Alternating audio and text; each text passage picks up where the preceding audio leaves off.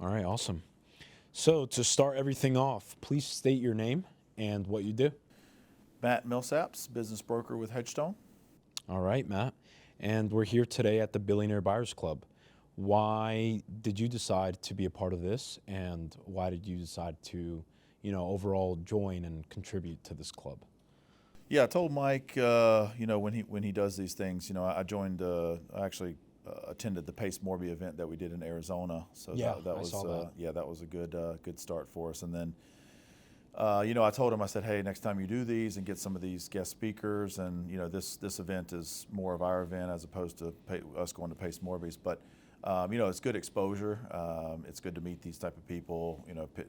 He wanted me to pitch some of my deals that I have. Got some really good deals with Hedgestone right now, so that was kind of the main thing, just the exposure and the experience. Yeah, absolutely.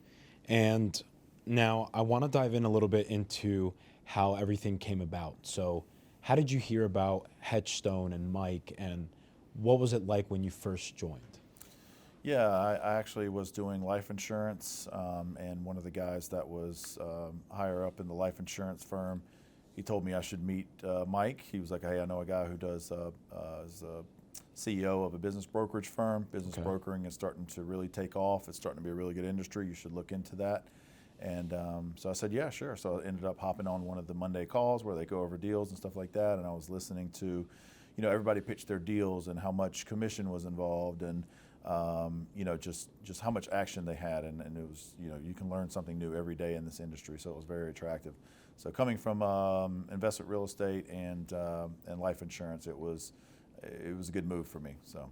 Yeah, absolutely. And I actually, you're one of the brokers in the company that actually does quite big size deals. Mm-hmm. I mean, you presented today, Mm-hmm. and you're talking about a $60 million business for sale. Mm-hmm. What is it, the brokers that are going to be watching this, and for everyone else that's going to be watching this, and you can dive in a little bit into the details of like what it takes to be able to get that type of listing, and also deal with whatever pressure may come with having a listing like that size. Yeah, it's a lot that goes into the big listings, because you've just got a lot of numbers, a lot of employees, a lot of assets, everything that goes into the deal. You really need to figure out what it's worth and know the multiple of something like that. When you're first coming in, I always say, like, my back was against the wall. I didn't want to go back to real estate, didn't want to go back to life insurance. So I was like, look, I'm going to invest in myself right off the bat. So my virtual assistant really got me off the ground. So investing in myself a little bit, and she's maybe $1,000 a month. Having her get me my first few deals, and then me be able to reinvest that money that I made back into other marketing tactics was the best thing ever. So now I have 3 different companies that do emailing for me. I got a company that does texting for me. We just did a $50,000 billboard on 95. Million cars, I think a million cars a week ride by that. And That's right by Hollywood, right? yeah, it's in Nice. Yep, Nice. so we're right by Hollywood, Florida.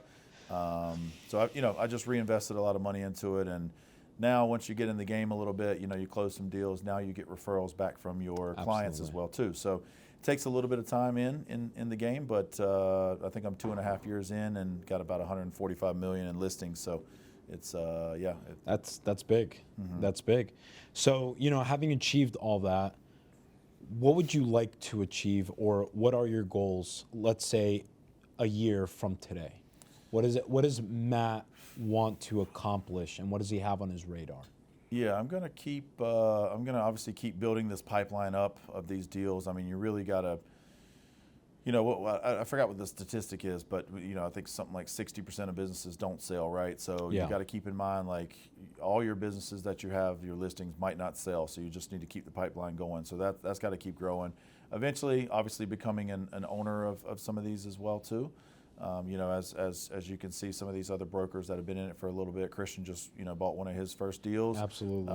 Mike has so many car washes and things like that. So we get to cherry pick the deals right off the bat because we're the ones sourcing them. So that's the beauty about this industry. If you end up wanting to own businesses, guess what? You're talking to these owners first before anybody else, and you get to cherry pick the deal. So yeah, we have a very big advantage in the market. Mm-hmm. I would say that. Absolutely. All right, Matt. Thank you for coming on to the podcast. Appreciate it. Thank you. All right, great. Thank you very much. Yes, sir. All right.